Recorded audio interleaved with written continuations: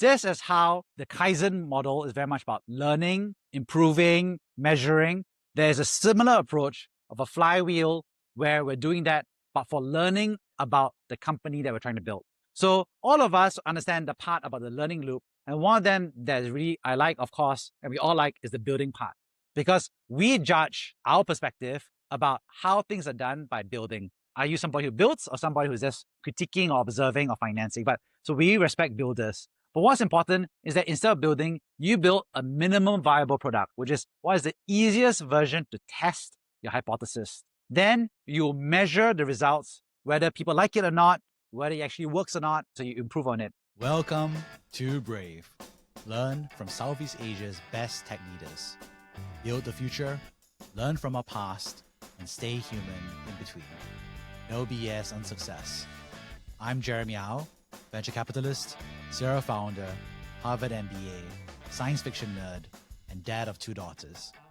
Every week, we debate startup news, interview changemakers, answer listener questions, and share personal insights. Join our movement of over 40,000 members and get transcripts, resources, and community at www.bravesea.com. Stay well and stay brave. I want to talk to you about something called Kaizen, right? And the secret of Toyota. What used to happen was that cars used to be produced in a very haphazard way. So obviously people were producing cars that were in different parts of the factory. There were different teams walking in and out. There's very bad version control. And basically what happened at that point of time was that there was a struggle to make cars that were cheap, reliable, and on time. And what happened as a result, obviously, is we know of Henry Ford created an assembly line that basically meant that cars would travel in a row and people work on it in a sequence. And then more recently, we talk about Toyota, which is Kaizen.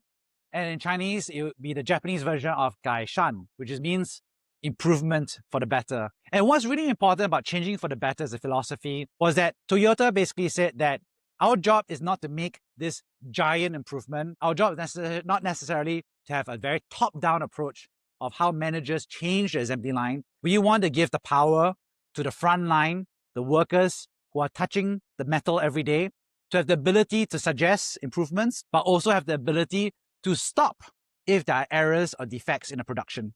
And this is an important piece for us to think about, because what Toyota was able to do was basically say, our job is not to think about large changes or large insights. Our job is to accumulate and accelerate the number of small insights from the front line. And this is really important because we saw that this has allowed Toyota, obviously, to become one of the #1 car manufacturers in the world. But we also realized that the ability for us to learn and relearn this keeps happening over and over again. For example, we know about the Boeing safety disasters that all of us have been concerned about.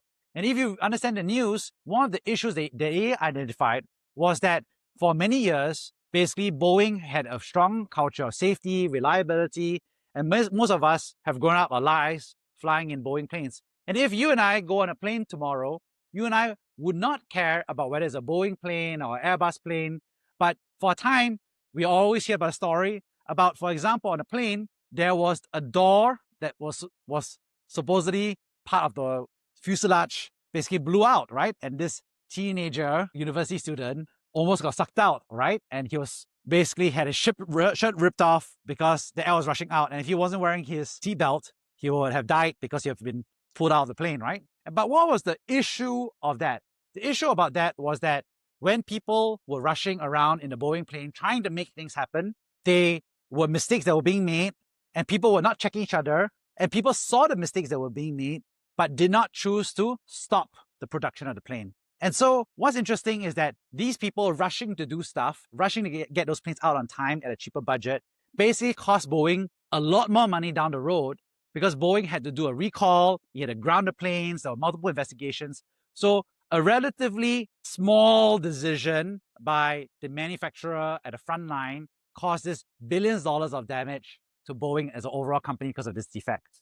And so the realization that was there is that from a manufacturing perspective, it's important for you to be lean, to be thoughtful about the perspective of being able to have small improvements and letting the front line be able to drive that improvement and having the ability to stop production of the Boeing plane when it needs to be.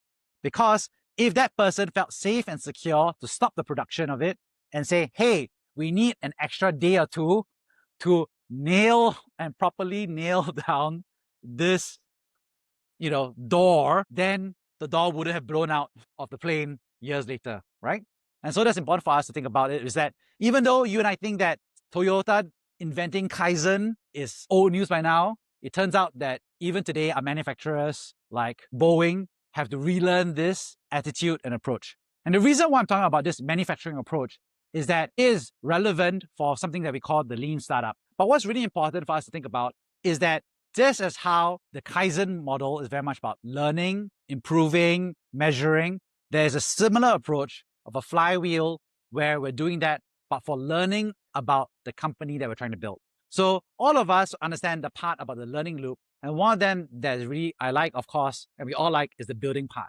Because we judge our perspective about how things are done by building. Are you somebody who builds or somebody who's just critiquing or observing or financing? So we respect builders. But what's important is that instead of building, you build a minimum viable product, which is what is the easiest version to test your hypothesis. Then you measure the results, whether people like it or not, whether people enjoy it or not, whether it actually works or not. Then you look at that data, you learn from it, you change from it, you get a better idea, and then you build it again, so you improve on it. So that repeated loop is really key, because when you do that faster than your enemy, then you will kill your enemy. So if you are fighting with another startup, and for you to learn this, it takes them 1 month, and for you to learn it takes you 1 day, then by the end of that 1 month, you have learned 30 things more than your enemy. And so that's really important for you to think about, because your rate of learning is your ability to turn this crank over and over again. Just like how Toyota is able to turn the crank over and over again. Every time the production is happening, we're getting smarter and smarter. For founders, similarly, your job is to learn the insights out needed over and over again. So what do we mean by a minimum viable product? Most of us, when you're in school or in work, most of you will have to build memos or business plans. And so when you think about a minimum viable product, you feel like you have to design the whole car. So imagine you being asked to say, my job is to build a company that does cars or travels from point A to point B. Some of you will say, okay, month 1, I'm going to build 1 wheel. Month 2, I'm going to build 2 wheels. Month 3, I'll build the body of the car. And by the end of the month 4, I'll build 1 car. But for a minimum viable product, what you're trying to achieve is that you're trying to build something that gets you the learning. So in month 1, you might build a skateboard. In month 2, you build kind of like a kick scooter, right? In month 3, you build an electric bicycle. 4 is you build an electric motorbike. And 5, you build a full car, right? And so at each stage of it, you are not waiting for some product that's incomplete or waiting to happen, because at each stage, you're able to learn from it. And what's interesting is that if you look at it from electric vehicles versus electric internal combustion cars, a lot of it has followed the same similar dynamic, especially from the Chinese ecosystem, right? Because obviously Tesla went off to build a car. They chose to build a very expensive car, then a bigger car, then an SUV, then a truck. But obviously for the Chinese ecosystem, they chose it differently, right? Which is they started building electric kick scooters. I don't know if you remember, electric small scooters, electric skateboards, electric bicycles, electric motorbikes. And as they get better and better at it, then they realize they can build it, eventually they can go all the way to building electric cars, right? And a lot of these components are similar. The batteries are similar, the wheels are similar, the requirements are similar. So there's a component where a minimum viable product at each stage lets you learn faster at each stage, instead of waiting for somebody to complete this deliverable that doesn't give you the customer insights because it's not live yet. And so what's also important as a result is that you as a group, and you already have started debating your startups, started debating what companies are going to be unicorns or not.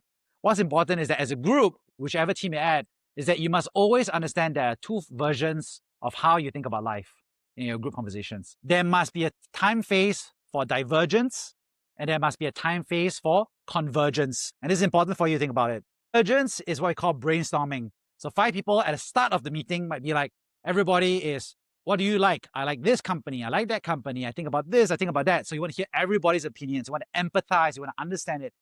And then you want to converge. You start to prune away the stuff that's crazy. You prune away the stuff that doesn't really work. Maybe you prune away things that are not viable at this point in time. So there's always that cycle where you're like, divergence and convergence. And obviously, some of you know that some groups are irritating, right? Because some people are, you're in the brainstorming phase, and this person's being very irritating because he's saying, oh, we need to start pruning down the answer. Then this person is very irritating because this person is not in synchronization with the rest of the group. But we also know the opposite of that, which is that we are down to the final 5 minutes, 10 minutes of decision that we need to make, and somebody's still trying to brainstorm when people are trying to align on the final decision. Divergence and convergence is something that your teams will always need to do over time.